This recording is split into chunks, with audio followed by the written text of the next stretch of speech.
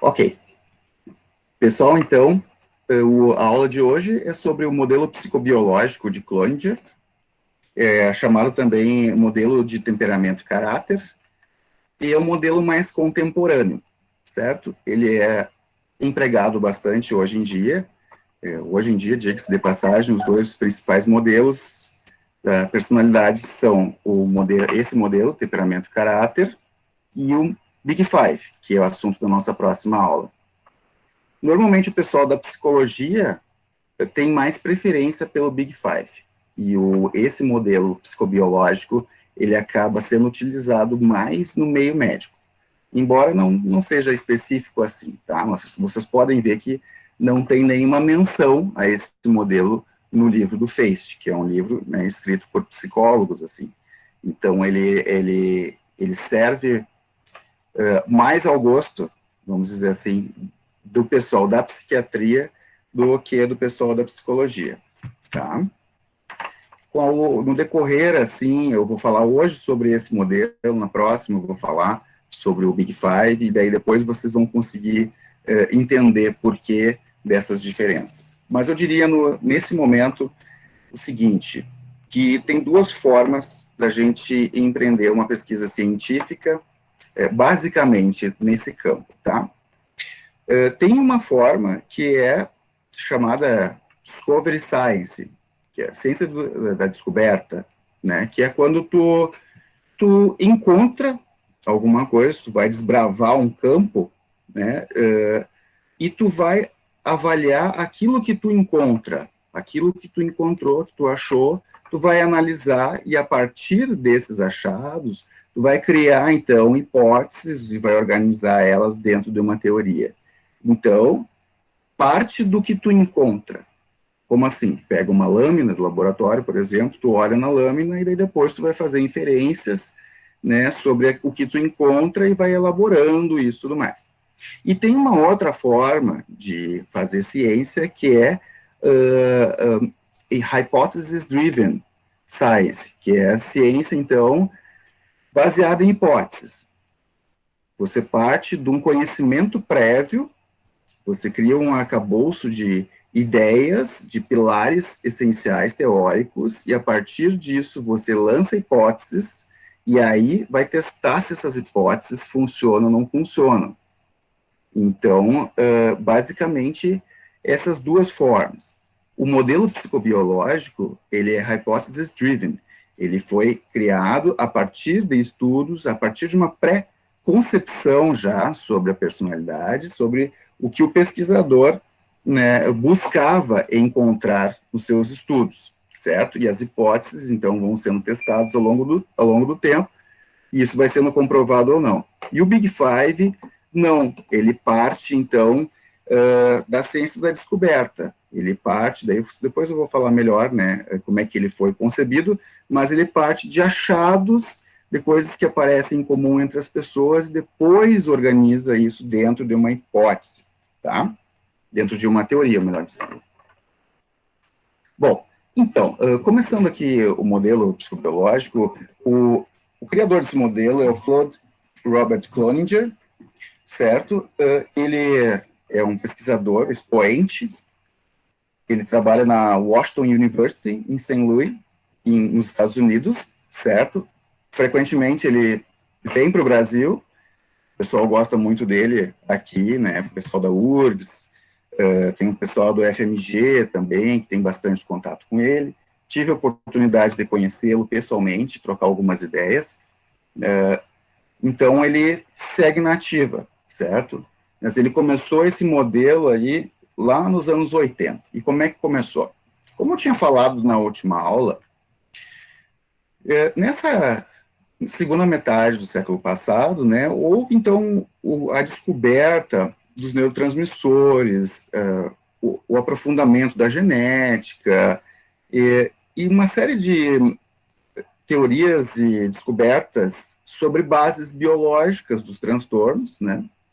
Então, isso entrou dentro do campo da psiquiatria, da psicologia, com um interesse crescente. O contexto ele era esse, de se buscar os neurotransmissores associados aos comportamentos. Bom, no início dos estudos dele, ele participou do estudo de adoção de Estocolmo, né, no qual eles procuraram avaliar personalidade de pessoas alcoolistas, já tendo ideias sobre o temperamento, né. Basicamente, eles acharam nesse estudo que essas pessoas que faziam consumo excessivo de álcool, compulsivo, tinham basicamente dois perfis diferentes, assim. Um era aquele que começava a ter um problema com álcool antes dos 25 anos, que normalmente isso estava associado a problemas na adolescência, disfunção familiar e tal, e relacionado também a comportamento antissocial, impulsividade, outras drogas, e pessoas que começam a beber, ou pelo menos que bebem, passam a beber compulsivamente mais tarde na vida, e que era um outro perfil, isso estava mais relacionado à ansiedade, e à compulsão, assim como uma tendência da pessoa tentar se acalmar, e acalmar as preocupações, o estresse, a ansiedade, tá? Então, isso foi bem a base, assim, dos estudos, mostrando que a personalidade humana, ela tem influências importantes no comportamento e na clínica psiquiátrica, porque, particularmente em relação ao tratamento, é bem diferente o tratamento dessas duas pessoas, esses dois tipos. A compulsão ao álcool, ela pode ser semelhante, mas o motivo que leva a pessoa a beber é bem diferente, e as comorbidades, então, são muito diferentes. Bom, eles viram que existiam essas tendências que eram encontradas, tinha uma herança genética importante aqui, certo? E aí da ideia do temperamento, que através desse estudo de adoção, que envolvia, então, né, pessoas ali, gêmeos, e estudos genéticos, assim, eles acabaram vendo que existia uma relação, uma herdabilidade dessa tendência. E depois ele partiu para a replicação desses achados e conseguiu ver que realmente isso acontecia. Então, isso foi a base, então, para a ideia do temperamento, que o conceito de temperamento não é propriamente dele, né, é um termo mais amplo, assim, mas nessa teoria a gente vai entender que o temperamento são respostas automáticas que o indivíduo tem frente a estímulos do ambiente, certo? Esses estímulos ele coloca como estímulos emocionais simples, então, que são raiva, medo, frustração, estímulos simples, não muito complexos, onde nós temos uma tendência a sentir, a nos sentir e nos comportar, muitas vezes de uma maneira automática, né? O que isso pode ser visto em outras teorias como uma resposta até mesmo inconsciente, falando num paradigma mais psicanalítico, ou por condicionamento, que seria um paradigma mais comportamental, certo? Respostas aprendidas ao longo da vida que vão sendo reforçadas por condicionamento. Fato é que, né, são respostas praticamente automáticas que os indivíduos têm. O detalhe é que esse temperamento, ele não é simplesmente criado, existe uma base genética para isso. Então, uma herdabilidade importante, né, que foi sendo identificada, né, existe uma neurobiologia dos traços de temperamento, né, certas partes do cérebro, por exemplo, que ficam mais ativadas, né, e isso não são coisas que se encontram só nos seres humanos, por isso das análises filogenéticas. Tá? Vocês podem ver, no livro do Feixe tem a teoria do Bus, que é uma teoria evolucionista da personalidade, e ali vocês vão ver que muito do comportamento humano, ele é encontrado, quando se fala em temperamento e tal, é encontrado também em outros animais. Então, na tendência evolutiva, né, a gente tem traços, características animais, né, que vêm de várias outras espécies, certo? Bom, então, a partir dessa base teórica toda, daqueles achados, eles foram partir para o teste da hipótese, foi elaborado um questionário para isso, que vocês vão encontrar como o questionário tridimensional da personalidade. Porque naquela época a ideia eram 3 traços: esquiva do dano, ou evitação de dano, busca de novidades e dependência de gratificação. Esse foi o primeiro modelo do Cloninger, chamado biosocial.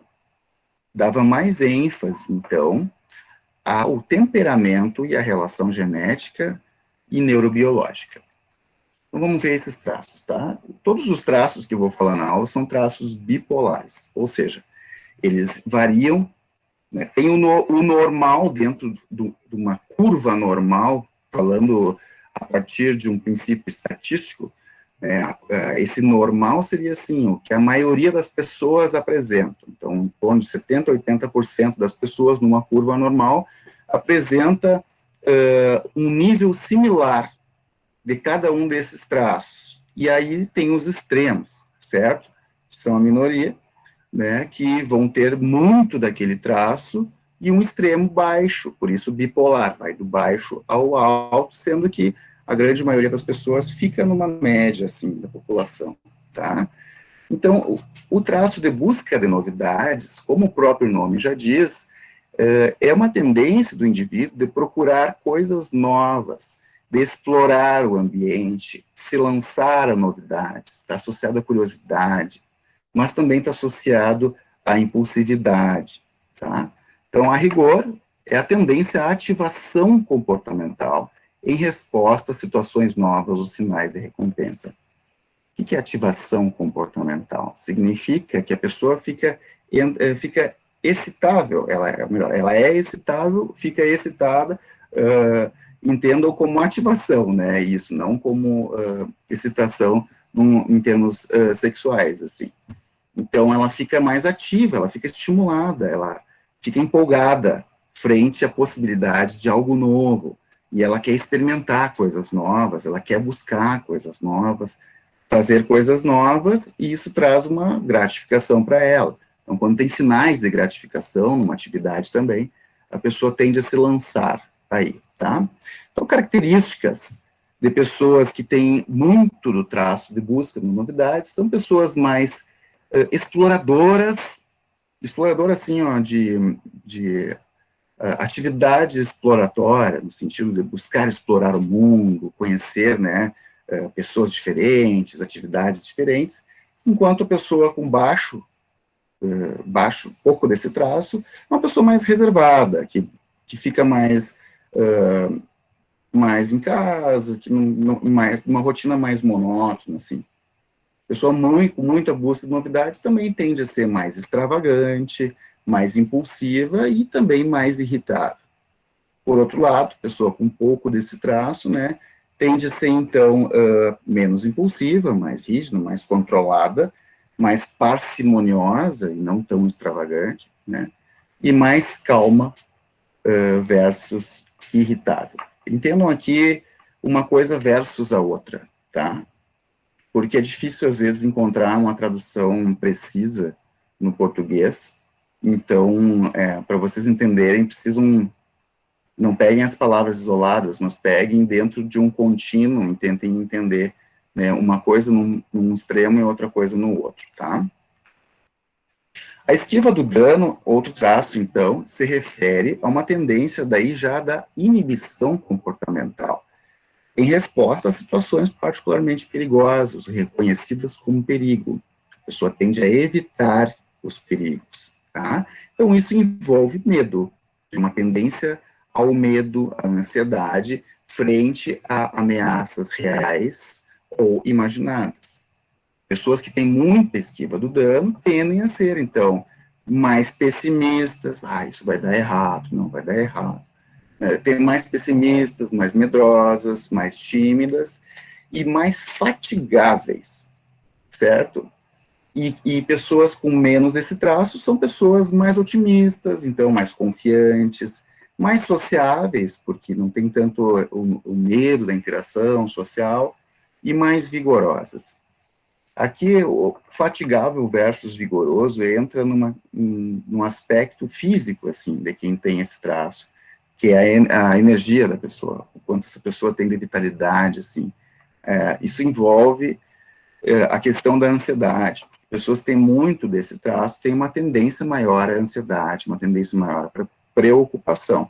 E a ansiedade está relacionada a estresse, Ficar muito preocupado, ficar estressado, envolve um gasto de energia, certo? Mental, né? Ou seja, nos nossos neurônios, no nosso cérebro, e a pessoa mais ansiosa também fica mais tensa, pouco relaxada, e com isso, então, ela também pode ter um gasto maior energético, ter dores no corpo.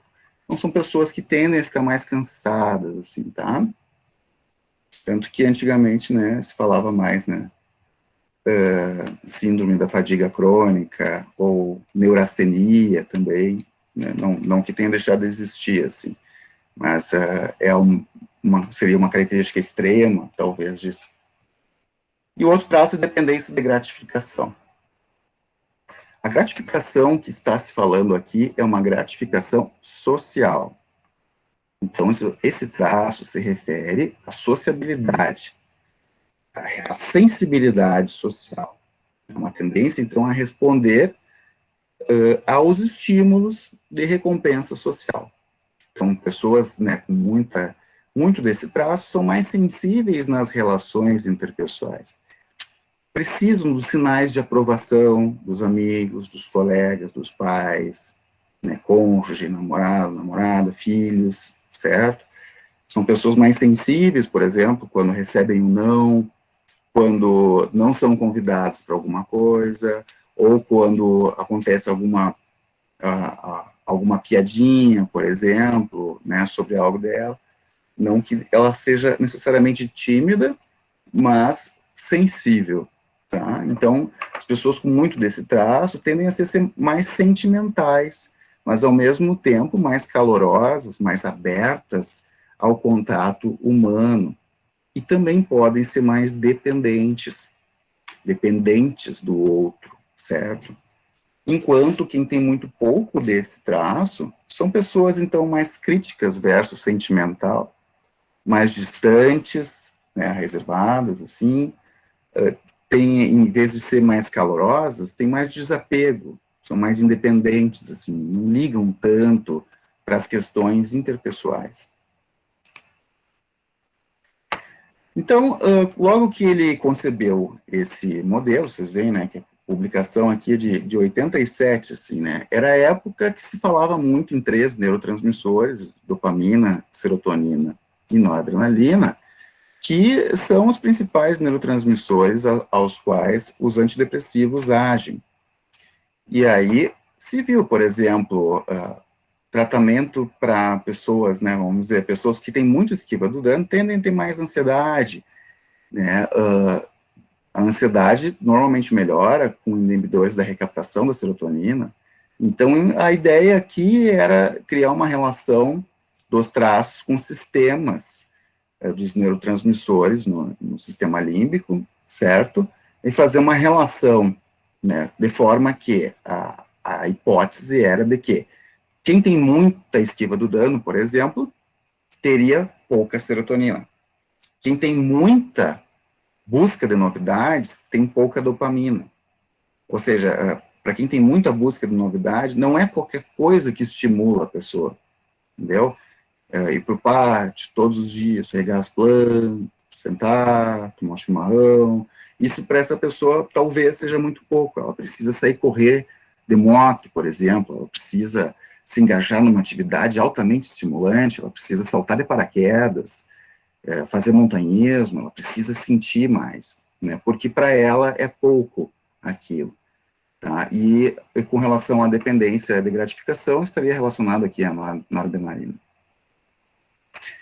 Bom, essa era a teoria, né? Claro, isso é baseado também em estudos, assim, mas naquela época se conhecia muito pouco sobre o cérebro, perto do que se conhece hoje. Existem muitos neurotransmissores, muito mais do que esses aqui, de forma que o comportamento ele é muito mais complexo do que simplesmente esses poucos transmissores.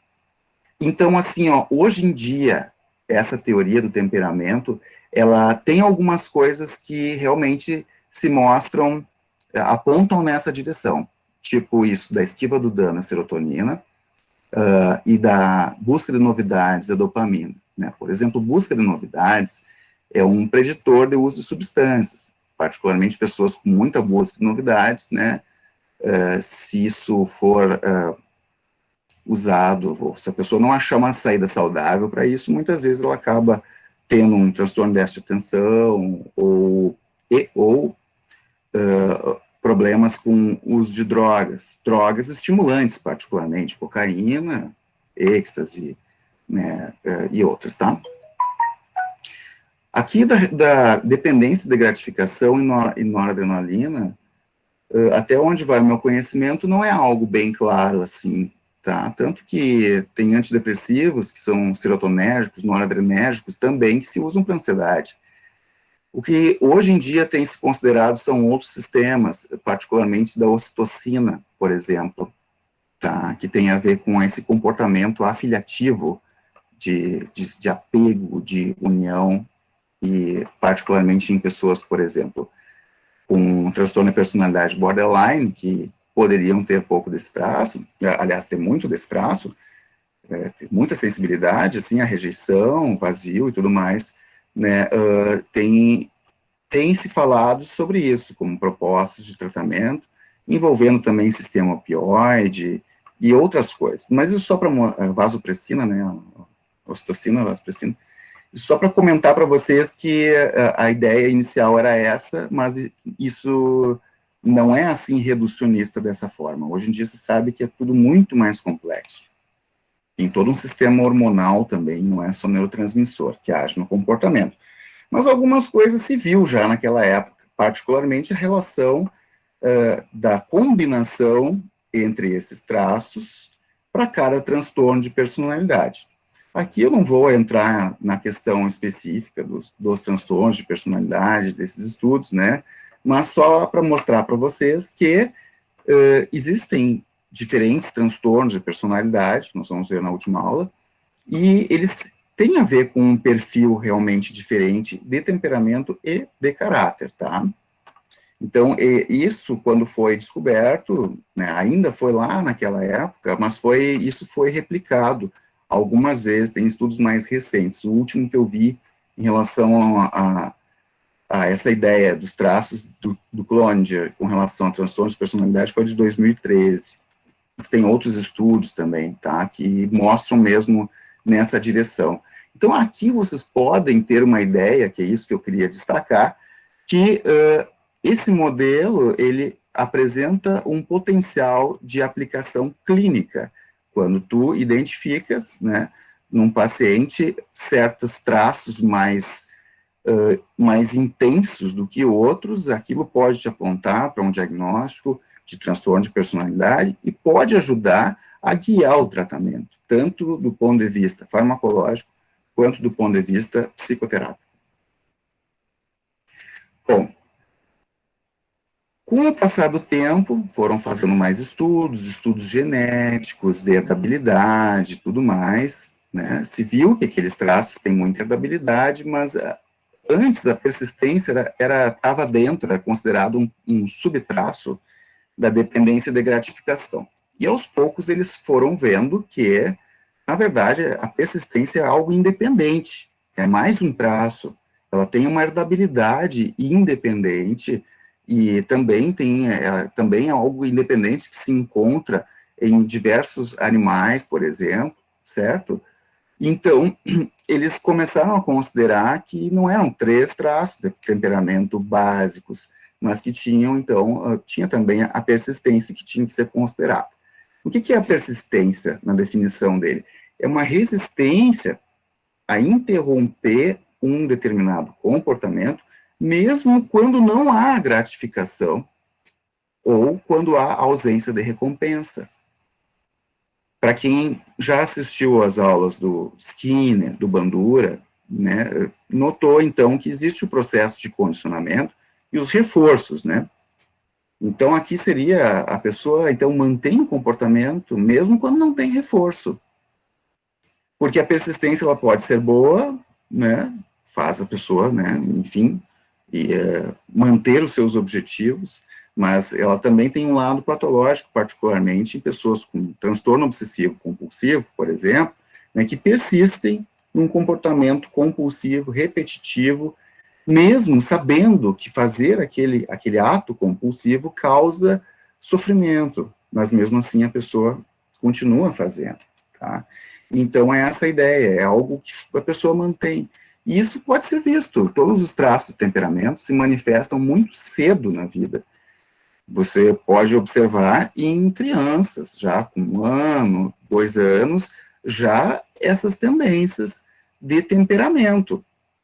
Por isso, de algo assim que é mais, tem uma influência genética, biológica, bem importante, certo? Esse temperamento, né, traçando um paralelo, ele viria, então, das pulsões, que teria a ver com o ID, com as tendências que a pessoa tem, então, tá? E aí se vê a criança com 2 anos, por exemplo, tem umas que ficam fazendo uma mesma atividade de montar alguma coisa por bem mais tempo que outras, né? Nenhuma criança nessa idade vai manter por muito tempo, mas umas tu vê que conseguem permanecer numa mesma tarefa monótona ali por bastante tempo, tá? Particularmente, por exemplo, no autismo, né? O autismo tem isso, claro, aí seria uma versão patológica, mas na criança ela persiste intensamente naquela mesma atividade, assim, repetitiva, tá? Então, pessoas com muita persistência são pessoas mais diligentes, diligentes no sentido, assim, da diligência, que vocês viram do modelo lá do Erik Erikson, né? A diligência é tu saber que tu é capaz de fazer tal coisa, tu vai lá e faz, certo? Enquanto pouca persistência, a pessoa tende mais a preguiça, a se acomodar mais, não querer fazer. Então tem a ver com determinação, pessoas muito persistentes, ambiciosas, ambição aqui não no sentido de ganância, mas ambição de se voltar a um objetivo e perseguir aquele objetivo, tá? E ao mesmo tempo são pessoas mais perfeccionistas.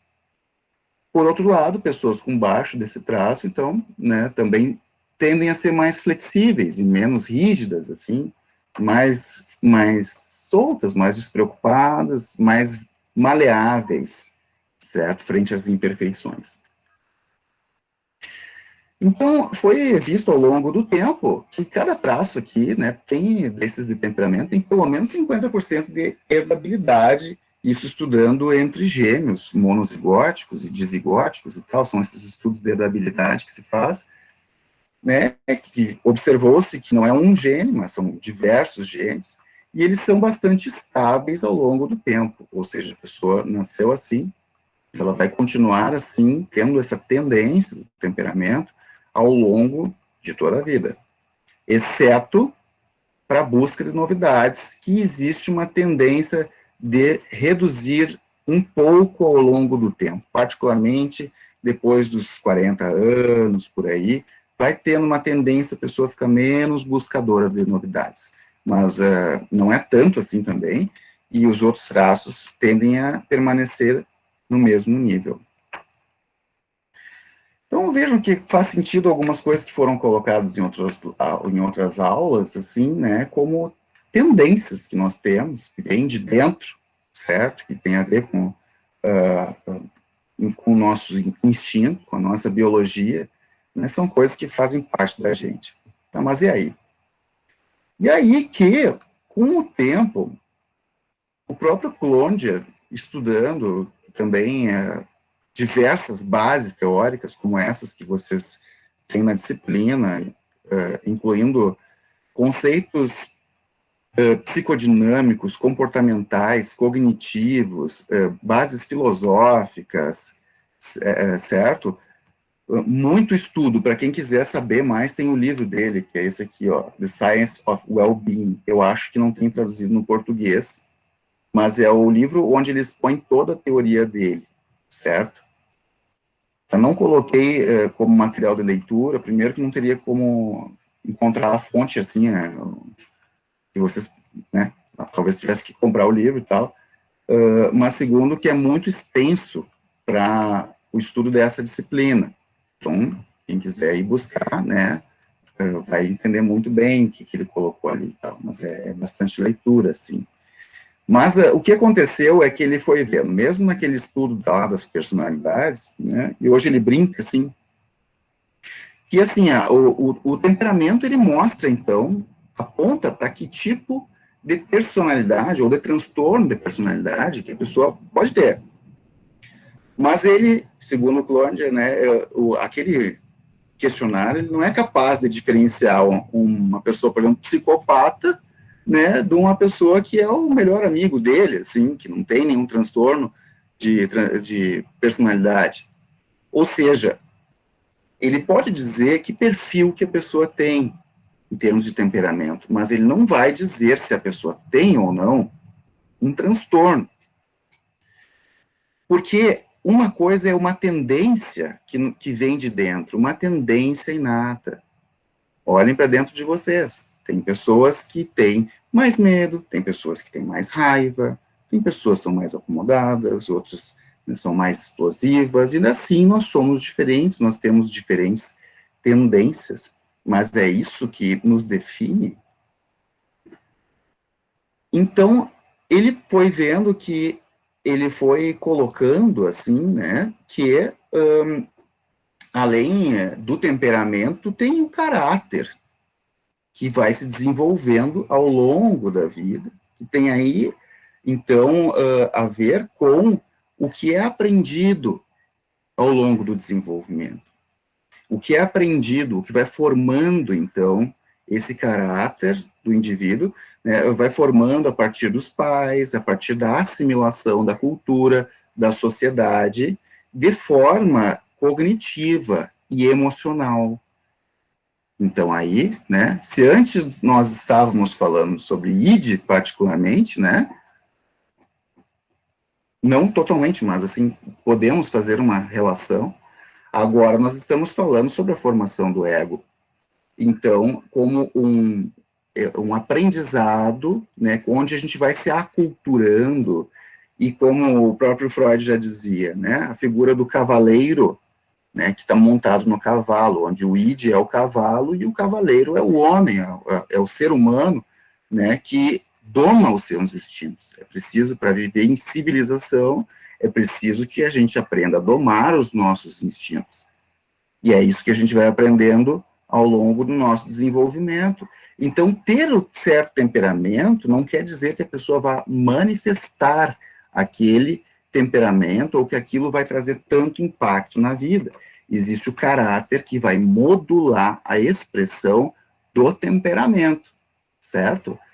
E o caráter, então, ele vai ser, por definição, um reflexo dos objetivos, valores pessoais. Um parênteses. Não confundam o termo caráter aqui, que, por exemplo, na psicanálise também é usado, assim, caráter é usado na psicanálise como sinônimo de personalidade. Aqui, caráter como uma diferença do temperamento. Mas não confundam isso com uma visão moral sobre o caráter. Não, a gente não está falando de bom caráter ou mau caráter, certo? Não tem nada a ver. Caráter é uma característica, então, da pessoa, tá? Então, esse caráter ele tem a ver, né, com o conceito de self, com as relações self-objeto, sujeito-objeto, certo? Mas ele dá um plus além daquilo que a gente tinha já estudado, né, que é a relação que esse indivíduo tem com relação ao todo. Porque existe o eu, existe a relação do eu com o outro, mas existe uma relação do eu com a existência, com o existir no mundo, e então que se refere a todos os outros e todas as outras coisas, certo? Depois eu vou especificar um pouquinho mais, tá? Então ele expande um pouco mais o que se conhecia até então, o que se falava até então, em termos de self e relações self-objeto, tá?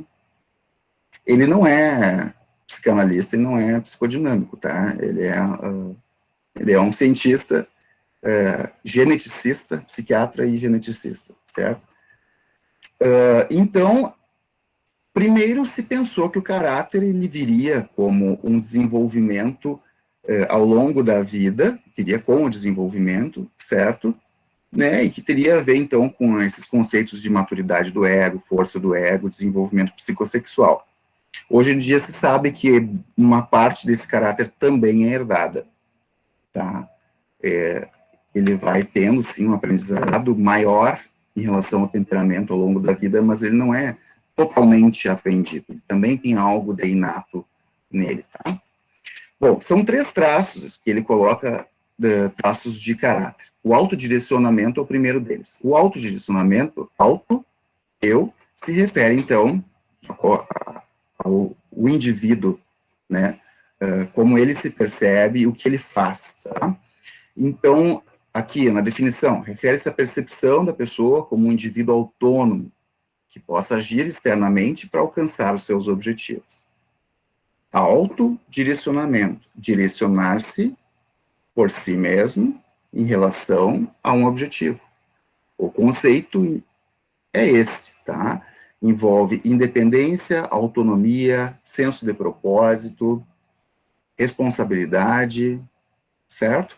Mas quando as pessoas, então, têm bastante desse traço, são pessoas mais determinadas, desenvoltas, responsáveis, tendem a se aceitar mais e ser mais autorrealizadas, certo? São independentes, elas podem ficar bem mesmo sozinhas. Mesmo sozinhas, elas não se sentem em solidão. Elas podem ficar bem, e às vezes elas buscam isso, tá? Quando a pessoa tem pouco desse traço, são pessoas que tendem a se culpar ou culpar mais os outros, não têm objetivos muito claros na vida, se sentem mais desamparadas, são pessoas mais defensivas, assim, e se culpam, não tem muita autoaceitação dos seus defeitos, certo? São pessoas mais conflituadas. O segundo traço, que é a cooperatividade, se refere da relação de uma pessoa com a outra. Cooperar, trabalhar cooperativamente. Então, se refere às relações interpessoais e à percepção do outro. Pessoas com mais cooperatividade são mais tolerantes, mais empáticas, elas são mais prestativas, fazem coisas mais pelo bem dos outros, compassivas e com princípios morais com relação ao outro. Normalmente, quem é mais tolerante e empático também, né, tem mais esses princípios em relação ao outro, né, que guiam também a sua vida, assim. Que tem pouco desse traço, são pessoas mais preconceituosas, insensíveis em relação aos outros, né, insensível com relação a não perceber que está causando mal para outra pessoa, a ser pouco empática, tá? Não que ela não sofra, aliás, ela vai sofrer mais do que quem tem uma boa cooperatividade, vai ter mais problemas na vida, mas é a sensibilidade aqui em relação ao outro, né? São mais hostis, né, vingativas e oportunistas, assim, não ligam muito para o outro. E autotranscendência, que seria o traço que tem a ver com a relação do mundo, do indivíduo no mundo que ele existe, no lugar que ele existe, uma relação com o todo, com todas as pessoas, né, com o universo, enfim, tem várias definições, né, não se tem uma palavra precisa para dizer isso, né, mas poderia ser dito como uma capacidade individual de perceber-se como integrante de um todo. Pessoas que têm bastante desse traço são pessoas mais altruístas, que fazem o bem pela humanidade, por exemplo, idealistas, mais transpessoais, ou seja, pensam além do indivíduo, além dos indivíduos, mais espirituais, mais espiritualizadas, certo? E mais contemplativas, assim, né? Admiram-se mais com as coisas, são mais contemplativas, a natureza das coisas, a natureza das pessoas, da própria natureza. E quem tem pouco desse traço, então, ele colocou como convencional, meio estranho, né? Mas seria meio que o oposto do altruísmo, que são pessoas mais individualistas, assim, né? Não estão ligando muito, assim, para fazer o bem para os outros, né? São mais pragmáticas, mais práticas versus idealistas, mais pé no chão, mas são mais individualistas, então, né, mais céticas, não acreditam em coisas que não podem ser provadas, né, precisa ver para acreditar, e mais materialistas, ok? Então, com relação à evolução do caráter ao longo da vida, aqui se mostrou de uma forma diferente. Também tem uma associação genética, tem alguma herdabilidade, como eu falei, né? Mas assim, ó, aqui é diferente do temperamento, que eu falei para vocês que o temperamento, ele segue mais ou menos no mesmo nível ao longo da vida. O caráter não. O caráter, ele vai aumentando. O autodirecionamento, a cooperatividade, né? Eles vão aumentando conforme o andar, o desenvolvimento, até que se chega a um certo nível de estabilidade, assim, entre os traços, ok? Basicamente, isso acontece com autodirecionamento e cooperatividade. E quando vocês pensarem que a gente está falando aqui de uma capacidade de autonomia, de independência, de empatia e tudo mais, a gente pode entender que é diferente um indivíduo com 20 anos, com 10, com 50, e são coisas que o andar da vida, a experiência, o aprendizado com a experiência vai mudando na gente, assim. Mas a autotranscendência, aqui não está claro no slide, né? Tem outros materiais melhores, mas eu não encontrei aqui para colocar na aula.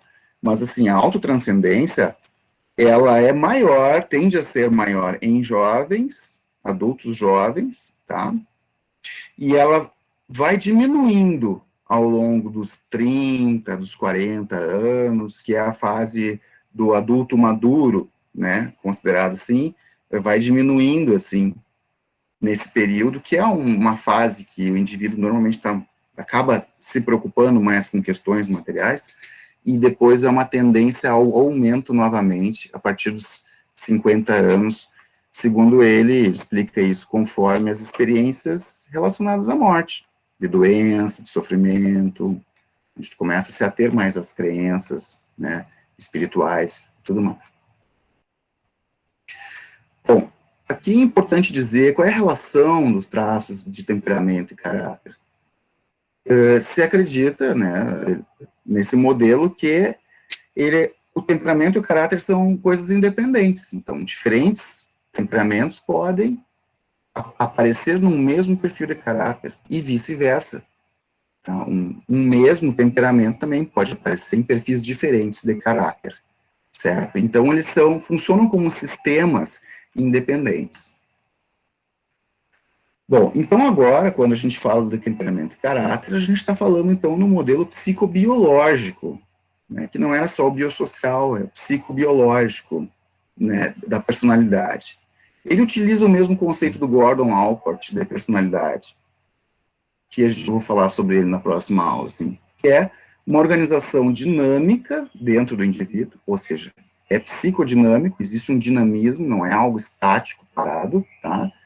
Dos sistemas psicofísicos, ou seja, de toda a neurobiologia e os impactos no psiquismo, que determinam um ajustamento único ao ambiente, ou seja, determinam aquelas características individuais, tá?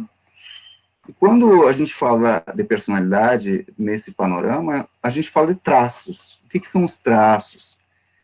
Pelo próprio Allport também, uma estrutura neuropsiquiátrica, ou seja, se pensa que existam bases neurobiológicas, que tem uma capacidade de processar muitos estímulos funcionalmente equivalentes, iniciar e guiar formas de comportamento adaptativo e expressivo.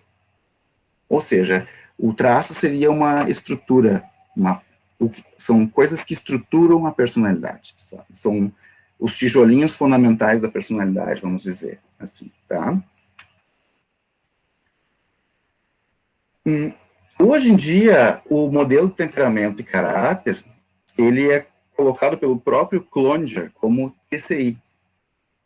Existe um questionário, que é um questionário usado para medir esses traços. Essas teorias que eu estou falando são teorias estruturais da personalidade, são teorias desenvolvidas dentro das universidades, nem nos laboratórios, como é no comportamentalismo, nem na clínica, no consultório, através de relatos de caso. Aqui são estudos em populações, com grandes amostras, né, atendo-se aos princípios metodológicos da ciência. Então, nasce dentro das universidades, e como nasce aí, existe uma metodologia para testar essas hipóteses. E, para se testar, você tem um questionário para isso, tá? e tem um questionário que mede os traços do Cloninger, então, né, que se chama Temperament and Character Inventory, TCI. E existem diferentes versões do TCI. Mas, hoje em dia, quando ele fala do modelo como modelo TCI, não confundam com questionário. Ele está falando de Temperament, Character and Identity, colocando a identidade acima do temperamento e do caráter, ou seja, a identidade, que seria a personalidade como um todo, né, como uma interação, um somatório do temperamento e do caráter, de forma que o temperamento, ele é inconsciente, ele tem muito de inconsciente nele, tem a ver com respostas automáticas, que a gente faz e não pensa, não vem à mente o porquê, né? E o temperamento nos fornece uma saliência para as experiências. Ou seja, tu está atravessando a rua e tu olha um beco escuro, vem uma saliência. Algo se salienta na mente, que é o medo. Tá? Para quem tem muito medo, pode ficar ansiosa naquele momento, né? Ou não, quando tem pouco medo, tá? Então, é isso que é a ideia da saliência. Tem a possibilidade de novidade, vem um desejo de buscar coisas novas, tá? É a saliência. Mas, então, vem de dentro, vem desse instinto, vem de forma inconsciente, mas aparece na mente, né? Onde o caráter, equivalente ao ego, superego, né? Avalia a possibilidade disso e fornece um significado para essa saliência, um significado para essa experiência emocional. Então, nessa figura, ele coloca aqui, sintetiza todo o modelo, que o temperamento ele vem por um aprendizado procedural, que é a memória procedural. Procedural vem de procedimento. A memória procedural é quando, por exemplo, tu aprende a andar de bicicleta, tu aprendeu um procedimento. Dizem que nunca se esquece como é que se anda de bicicleta. Pode ficar 10 anos sem andar de bicicleta, mas tu vai saber andar. Mas esse procedimento tem a ver com experiências humanas, experiências no mundo também, tá? Não é só o fazer, mas é algo da relação na existência. Então, vai existindo um reforço aí nessa aprendizagem dos comportamentos que se referem ao temperamento. Então, o temperamento, ele acaba envolvendo um sistema de hábitos, de comportamentos habituais, que envolvem, então, esses 4 traços, como já tínhamos falado. E o caráter, ele tem um outro tipo de aprendizagem, que é a aprendizagem proposicional. A proposicional é conceitual. A gente aprende aqui, por exemplo, a gente está aprendendo, fazendo essa aprendizagem proposicional, uma memória proposicional. A gente memoriza, então, imagens, cognições, pensamentos, emoções, a gente vai memorizando. Isso teria mais a ver lá com a aprendizagem social cognitiva, da teoria do Bandura, por exemplo, tá? Que é uma aprendizagem que não envolve só o condicionamento do corpo, mas envolve um processamento cognitivo de todas essas informações e uma memorização. E isso se sabe pelos estudiosos da memória, que são coisas diferentes que acontecem no cérebro. Então, de forma que, às vezes, tu tem uma pessoa com uma demência ou com uma lesão cerebral, onde ela esquece fatos da vida, mas ela não esquece de andar de bicicleta, por exemplo. Como é que anda de bicicleta? Certo? Nesse sentido, são aspectos diferentes da memória e da aprendizagem. Então, o caráter envolve esses padrões cognitivos do pensar e do sentir, tá? Que se refere, então, aos 3 traços aqui: autodirecionamento, cooperatividade e autotranscendência. Indo para o final da nossa aula, a partir da concepção do modelo teórico, né, o temperamento caráter surgiu assim como um modelo, como uma proposta de estudo em 93. E a partir daí se produziram inúmeros estudos nos mais variados campos, que são campos clínicos, ou seja, tem estudos em depressão, ansiedade, esquizofrenia, transtorno bipolar, impulsividade, agressividade, tem tudo isso, mas também campos não clínicos, porque a gente está falando de personalidade. E aqui a gente está falando de saúde mental. A gente está falando de pessoas, nós não estamos falando do consultório, das pessoas que visitam o consultório porque tem um problema. Estou falando de pessoas de uma maneira geral. Então, estudos na população. E aí que começam a mostrar, por exemplo, o que leva uma pessoa, quais as características que estão associadas à felicidade, por exemplo. Tá? Então, esse é um dos estudos que se refere à percepção de saúde e de felicidade. Aqui, vocês observem que são combinações dos traços de caráter. Quando a letra é maiúscula, é porque é alto do traço. Eu tenho traço alto. Quando a letra é minúscula, é porque tem baixo daquele traço. Então, se vocês forem vendo nessa figura, nessa comparação de afetos positivos, sentimentos positivos, né, aqui na extremidade, que tem os maiores índices, o autodirecionamento, da metade para cá, tem um autodirecionamento alto. Aqui, a cooperatividade é alta, aqui baixa, né, com a diferença na autotranscendência. S de self-directedness, C de cooperatividade, cooperativeness, e T de self-transcendence. Então, na combinação de traços, ele mostra o quê? Né, que quando a pessoa tem todos os traços de caráter altos, a pessoa é mais feliz e realizada. Se ela tem só o autodirecionamento e cooperatividade, mas a autotranscendência não é tanto, é baixa, ela não é tão feliz quanto. Já é diferente se ela tem a cooperatividade baixa, mas tem um autodirecionamento alto e autotranscendência alta, ela é mais feliz também. Então, o que ele quer mostrar aqui, né, e o contrário se verifica aqui para a questão de afetos negativos, né, o que ele quer mostrar aqui é o papel da autotranscendência na felicidade, certo? E, resumindo a história aqui, quando a pessoa tem a autodirecionamento, e ela tem uma alta autotranscendência, ela tem que ser uma pessoa mais feliz, mais realizada, ela tem mais sentido na sua existência, na sua vida, certo? Tem uma percepção maior de saúde e de felicidade. Acontece que não é a autotranscendência de uma maneira independente, ela depende do autodirecionamento. E aí eu vou dizer para vocês que o autodirecionamento, ele é um marcador de saúde mental. Isso é comprovado. As pessoas têm bastante desse traço de autodirecionamento, elas tendem a ter uma melhor saúde mental.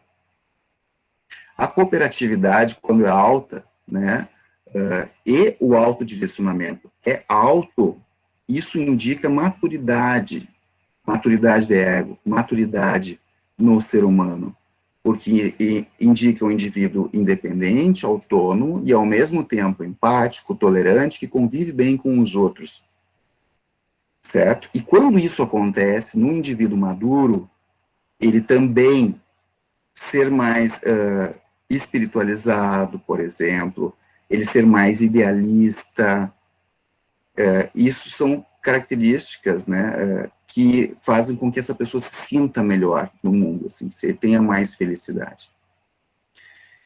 Mas, quando o autodirecionamento é baixo, isso é um marcador daí de doença mental.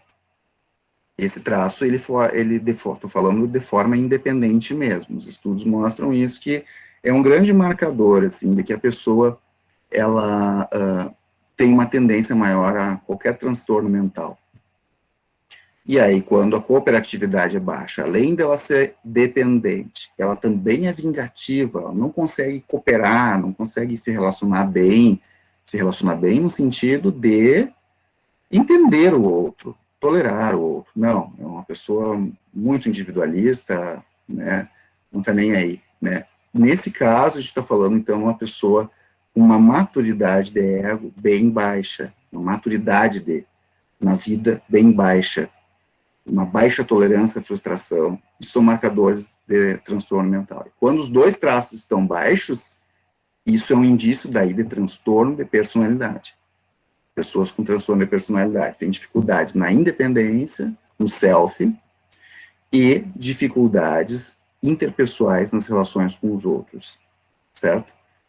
E quando, então, é um indivíduo imaturo e ele tem alta autotranscendência, tentem imaginar uma pessoa que ela é dependente das outras, ela não vai em direção a objetivos, ela precisa dos outros, ao mesmo tempo ela não tolera os outros, né?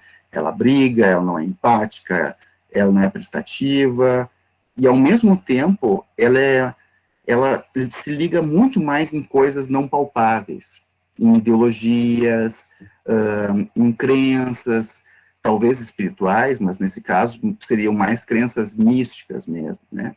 São pessoas que tendem, então, à dissociação ou à psicose. Isso já é demonstrado também em estudos. Pessoas que tendem a ter transtornos dissociativos, tá, que envolvem experiências bizarras, tipo de múltipla personalidade, ou de sair do corpo, experiências desse tipo, ou psicóticas mesmo, alucinações, delírios, etc.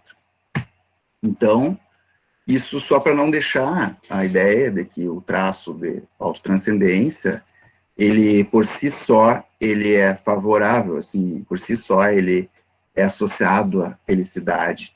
Tá? Não é bem assim, tá?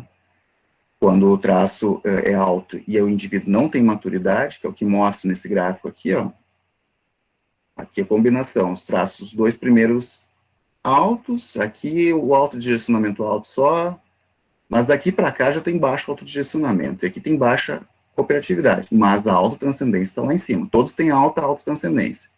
Eu comparar esses indivíduos, né, com alta autotranscendência e os outros traços de caráter baixos ou altos. O que acontece? Né, a pessoa tem menos satisfação na vida, menos percepção de saúde e menos percepção de suporte social, o que pode ser um grande problema. Para terminar, bastante útil, assim, com relação à medicina, né, tem alguns estudos nesse campo que avaliam a resiliência em médicos, estudantes de medicina, que foi um estudo australiano, que mostrou traços em médicos, relatando, então, que a resiliência nesse estudo, ela foi associada de forma independente a alguns traços. O autodirecionamento, uma alta cooperatividade, ter uma alta persistência e tem baixa esquiva do dano. Bom, por quê? Vamos pensar um pouquinho sobre isso, né? É preciso na profissão, não só na profissão médica, mas aqui a gente está falando da profissão médica, é preciso que a pessoa desenvolva, pelo menos, né, tenha um bom autodirecionamento. Médico é aquele que vai ter que estudar a vida inteira. Isso a população sabe, todo mundo sabe, né? Não termina o estudo na faculdade. Normalmente, o médico trabalha em equipe. Se ele não lida bem com equipe, se ele não tolera, se ele não é empático com os colegas da enfermagem, higienizadores, secretário e tal, ele passa a ser uma figura problemática no ambiente hospitalar, numa clínica, certo? É preciso ter persistência, porque a profissão, ela envolve uma boa carga de frustração, até mesmo só pelo fato de ter que estudar bastante, e às vezes se privar de muitas atividades de lazer, de, né, coisas boas, assim, em razão dos estudos, precisa ter muita persistência. E a pessoa também precisa, ela precisa ter não tanto a esquiva do dano, ou seja, ela precisa não ser tão medrosa assim, né, porque a gente vai enfrentar situações difíceis, que vão envolver medo, né, na profissão mesmo falando, certo? Aqui agora para finalizar, tá?